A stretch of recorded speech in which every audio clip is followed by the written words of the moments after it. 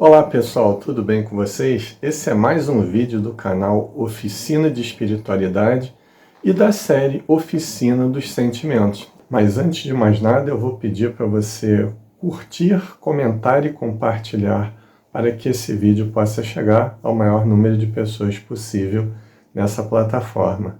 Hoje nós vamos falar sobre a raiva no primeiro vídeo dessa subdivisão do nosso projeto.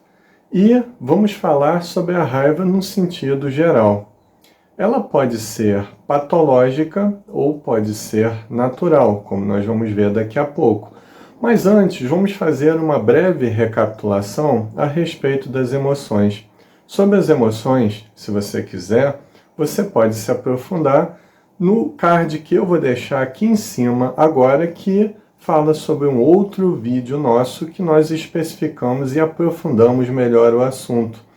E falando agora sobre a raiva, sobre essa emoção básica, essa energia em movimento dentro de nós a serviço do instinto de conservação, nós podemos deixar bem claro que ela, no nível normal, ela é uma reação de protesto, ela é uma reação de insegurança, ela é uma reação, sobretudo, baseada no medo da perda, ela é uma reação baseada na frustração e, de certa forma, até na timidez, por vários motivos. Ela é, portanto, um processo de autodefesa, mas essa autodefesa ela pode ser exagerada. E aí, da naturalidade, ela parte para a patologia. Como explica, por exemplo, o autor James Hollis, um autor junguiano, fazendo a interpretação da obra de Carl Jung, ele diz que a raiva pode ser comparada àquele cão da mitologia grega, o Cérbero, aquele cão de 3 cabeças que guardava as portas do mundo inferior. E isso tudo é apenas mitológico, logicamente. Mas esse cão de 3 cabeças, na visão de Carl Jung e também de James Hollis, ele denota a própria raiva. Essas 3 cabeças têm uma simbologia. A cabeça do meio seria aquela raiva do nosso ego quando começa a se compreender como gente, saindo da fase infantil, entrando ali para a pré-adolescência, onde começam as grandes descobertas da vida. Então ele pode ser considerado como esse desabrochar, como esse sair do casulo de dentro de si mesmo e começar a descobrir o mundo como um todo. A outra cabeça, a cabeça da esquerda, é a cabeça da autoalienação. São as imagens falsas que nós vamos criando das coisas e do mundo.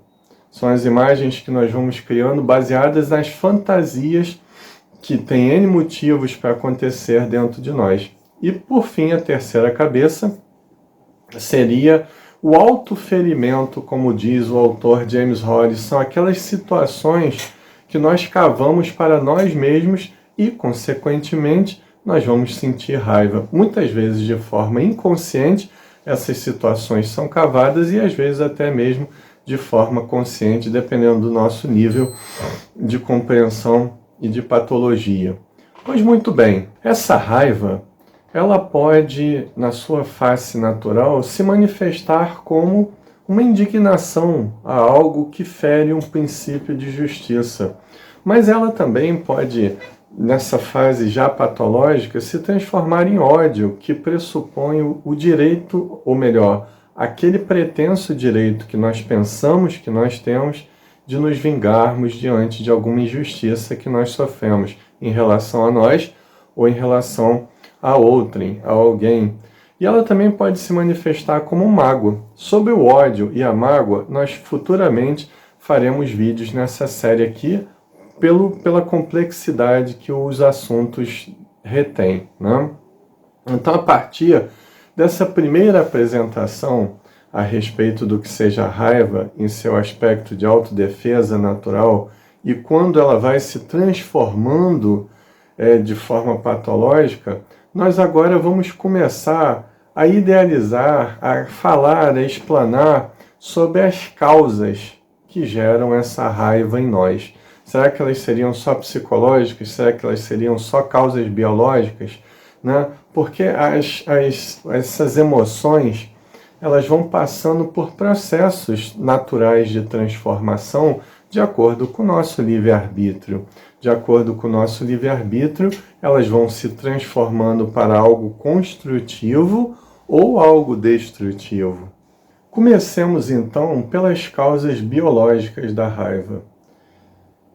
Nos reportando aos estudos da evolução das espécies trazidos por Charles Darwin e Alfred Russel Wallace, nós vamos ver que nós derivamos diretamente dessa escala animal, dessa escala do instinto, dessa escala do automatismo das reações diante do meio e etc.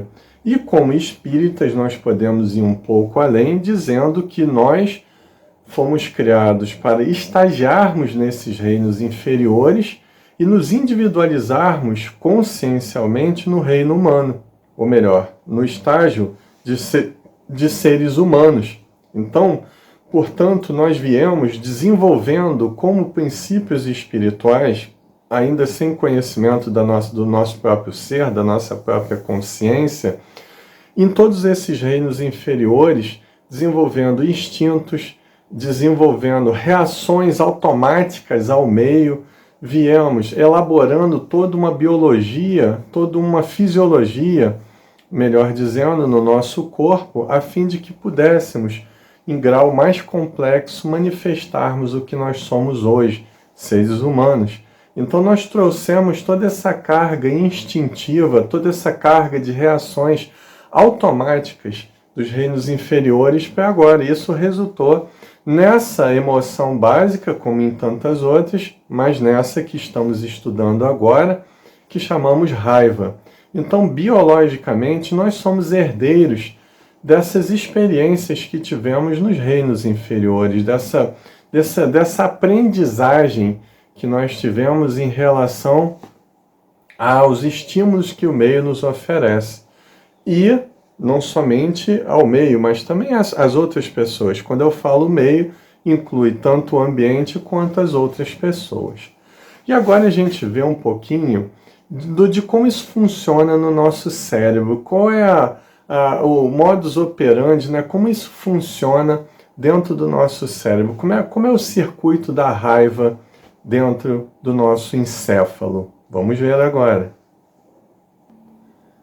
Então existe um estímulo de raiva vindo tanto de uma outra pessoa quanto de uma situação, uma circunstância vinda do exterior. Essa raiva vai ativar no nosso cérebro, conforme está aí no nosso gráfico, a amígdala, que é responsável por esse circuito tanto do medo quanto da agressividade no ser humano. A amígdala, por sua vez, ela vai acionar o hipotálamo. O hipotálamo, por sua vez, vai acionar o sistema endócrino, que vai liberar os hormônios do estresse, o cortisol, a adrenalina e a noradrenalina. Vale a gente enfatizar aqui que o cortisol ele tem a propriedade de diminuir a produção da serotonina, que é o hormônio do prazer, que nos faz sentir bem-estar. E o cortisol também, ele vai fazer com que, de certa forma, seja paralisada a atividade do nosso córtex pré-frontal, no nosso encéfalo. E, portanto, é isso que faz com que, nessa hora desse curto-circuito da fúria, da cólera, como dizia o Evangelho segundo o Espiritismo, a gente não consiga tomar decisões de forma clara. Aí diz até que para todo esse circuito ser acionado, leva-se 2 segundos dentro do nosso encéfalo. Daí, né, a sabedoria popular que fala para que nós contemos até 10 antes de tomarmos uma decisão quando estejamos com raiva de alguma circunstância ou de alguém. Bom, sabemos que as origens psicológicas estão fundamentadas no medo, segundo o professor Mira e Lopes, no livro Os Quatro Gigantes da Alma, tese com a qual eu concordo, ele diz que a raiva é originada desse medo, né? Dessa sensação de frustração, desse medo da perda e etc. Ela é tipo um impulso originário dele. É uma forma de abordar, como existem várias outras, né? É só uma hipótese.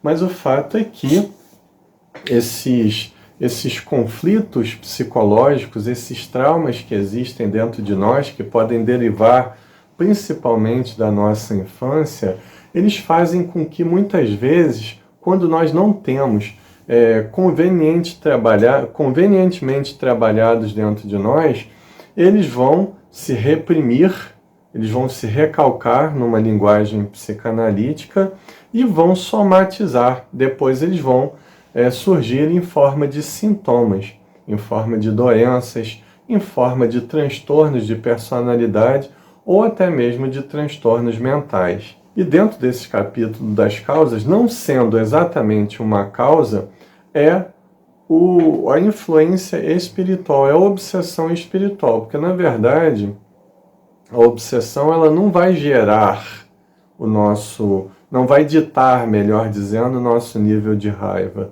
mas ela vai ampliar essa sintonia que nós temos com muitas vezes, esse sistema explosivo de ser nas situações adversas. Portanto, a obsessão, ela não gera raiva, mas ela pode ampliar esse ódio ou essa mágoa dentro de nós. Indo agora para as consequências, nós vamos ver aqui o agravamento das doenças no corpo físico, ou o surgimento delas através dessas explosões temperamentais contumazes. Além dessa criação, da piora, desse agravamento da doença, também o agravamento dos nossos conflitos psicológicos.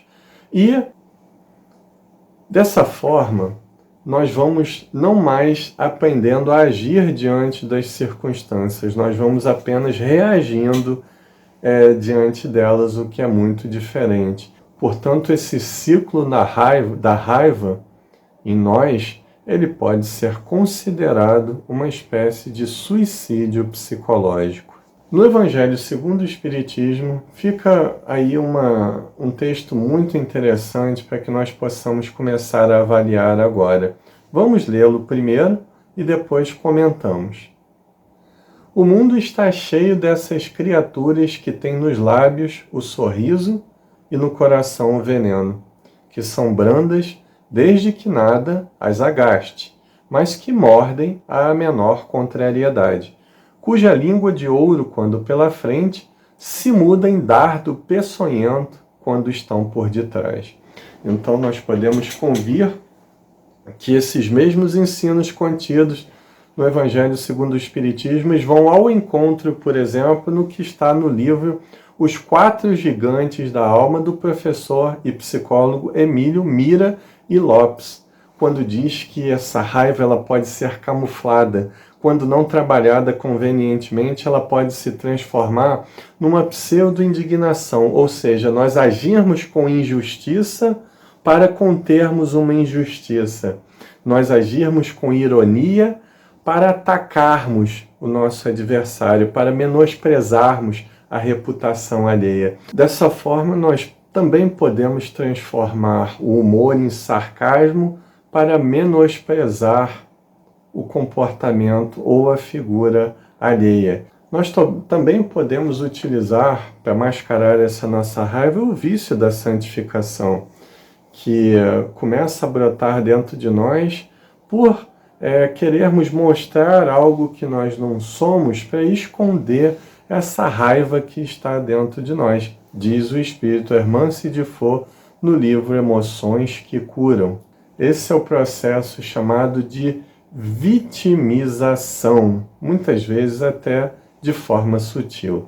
Dentro da variedade da ira, que os espíritos chamaram de cólera, e o Evangelho segundo o Espiritismo, nós temos aí o transtorno de explosão intermitente, que para que seja diagnosticado tem que ser uma criança acima de 6 anos de idade, tem que ter pelo menos duas grandes explosões temperamentais sem nenhum tipo de causa aparente, pelo período de uma semana, isso durante 3 meses consecutivos. Mesmo diante de todo esse aparato, tem que se ter o cuidado aos profissionais competentes para que esse transtorno de explosão intermitente não seja confundido com outros tipos de transtornos de personalidade. Essas explosões do transtorno intermitente, chamado vulgarmente, da síndrome de Hulk, elas podem ser graves ou leves. Leves quando são xingamentos, repito, que não tem causas aparentes ou uma causa justa, aparente.